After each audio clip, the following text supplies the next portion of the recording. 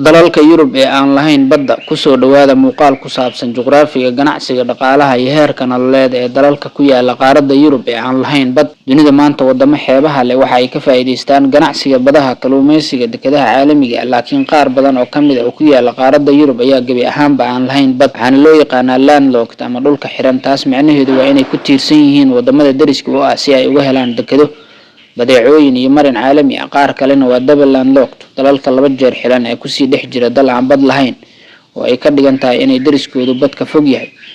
maanta aan u eegno si qoto dheer dalalkaas juqraafigooda, dhaqaalahooda, caqabadaha ay la kulmaan iyo heerka nolosha. Andorra waa dal yar oo ku yaala buuraha Pyrenees dhexda u dhexeeya Faransiiska iyo dalka Spain. waa dhul buuraley ah oo aan lahayn wax marin badeed ah. dhaqaalaha dalka waxa ugu weyn dalxiiska, buuraha, goobaha ganacsiga ee canshuur la'aanta ah, adeega maaliyadeed. inkastoo uu yahay dal xiran, heerka noloshu waa mid sareeya. culeysyada dalkan ka jira waxaa kamid ah shaqooyinka qaar oo ku xiran xilliyo gaar ah iyo dhulka oo aad u kooban. Austria waa dal dhexe oo ku yaala Yurub oo aan lahayn bad balse leh webiga Danube ayaa u ah marin ganacsi oo muhiim ah. dhaqaalaha Austria waa mid xoogan, waxayna ku badan yihiin warshadaha, adeegyada dalxiiska. heer nololeedka waa mid aad u sareeya. caqabadaha ugu waaweyn waa kharashka ka dhasha dhismaha kaabayaasha dhaqaalaha ee u dhaca dhulka buuraleyda ah sida wadooyinka, buundooyinka iyo qiimaha sare ee guryaha ee goobaha qaar, gaar ahaan magaalada caasimadda ah ee Vienna. Belarus waa dal siman oo dhul ballaaran leh balse aan marin badeed toos ah lahayn, waxayna ku tiirsan tahay wadamada deriska ah sida ay uga dhoofiso badeecooyinka culus sida baabuurta, makiinadaha, warshadaha iyo kiimikooyinka. dhaqaalaha waxaa maamula dowladda, taasoo gaabisa maalgelinta dibadda. heer nololeedkoodu waa dhexdhexaad, halka ay la daala dhacayso Belarus cadaadis siyaasadeed iyo ganacsi oo saameyn weyn ku yeeshay dhaqaalaha dalkaas. Czechia ama Czech Republic, Jamhuuriyadda Czech waa dal dhexe oo Yurub ah oo leh webiyo muhiim ah, hase yeeshee aan lahayn xeeb, gaar ahaana warshadaha soo saara gawaarida. waa dal soo saara injineero aqoontoodu aad u sareyso iyo qalabka farsamada. ka mid ahaanshiyaha midowda Yurub, dalka Czech Republic waxa uu ka dhigay mid aan dhibaato weyn ku dareemin bad la'aanta. heer nololeedku waa mid sare, inkastoo ay jiraan kala duwanaanshiyo u dhexeeya magaalooyinka iyo gobolada kale.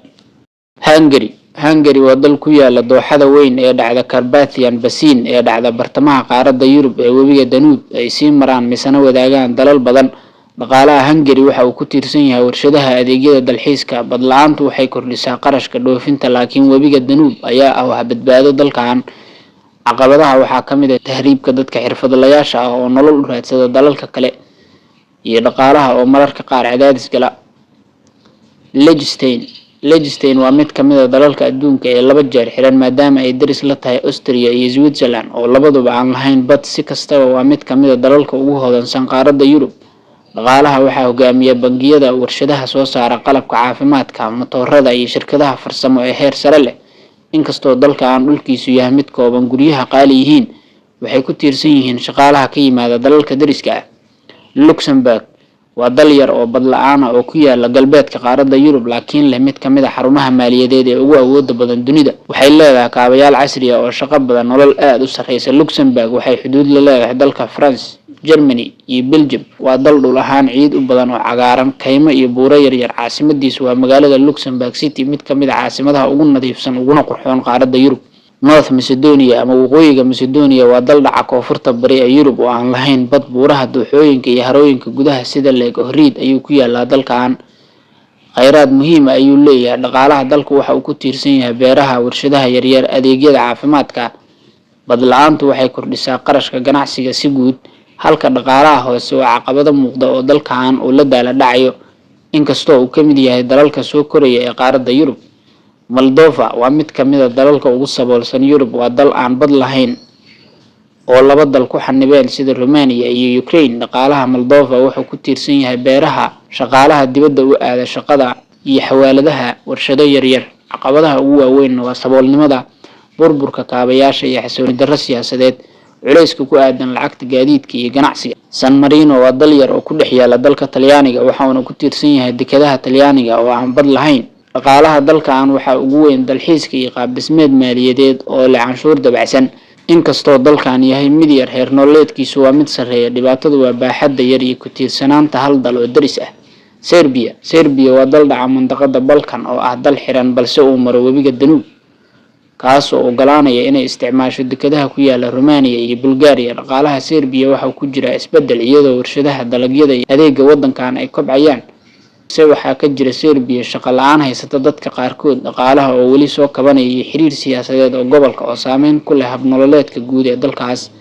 Slovakia waa dal aan bad lahayn balse dhaca webiga Danube, sidoo kale ayaa muhiim u ah, waxayna leedahay warshado casri ah gaar ahaan warshadaha baabuurta, waana dal xubin ka ah midowga Yurub lehna kaabayaal fiican. taas ayaana ka dhigtay inay tartanka horumarka awood u yeeshaan.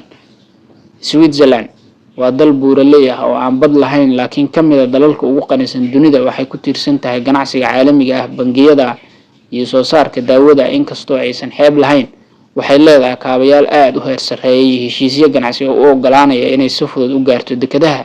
Switzerland sicirka nolosha waa mid sare, deegaanka buuraleyda ah qiimo qaali ah ayaa lagu dhisaa had iyo jeer.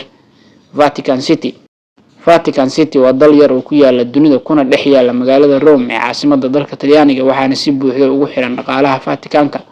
waxaa saameeya dalxiiska, tabarucaadka dadka Kirishtaanka ah iyo madxafyada caanka ah ee ku yaala deegaankaas.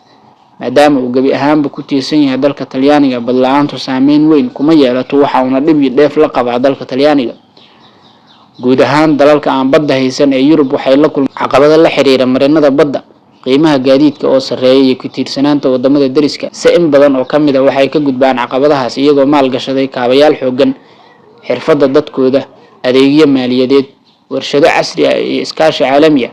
wadamada sida Switzerland, Austria, Luxembourg, Liechtenstein waxay muujiyeen in dal aan bad lahayn uu gaari karo horumar heer caalami ah, halka dalalka Moldova, waqooyiga Macedonia, Belarus ay weli wajahayaan dhibaatooyin dhaqaale, siyaasad iyo mid bulsho. dhul aan bad lahayn waa caqabad, laakiin ma aha xukun qadar ah. Horumarku waxa uu ku xiran yahay maalgashi sax ah, nabad waarta iyo iskaashiga ganacsiga oo laga shaqeeyo.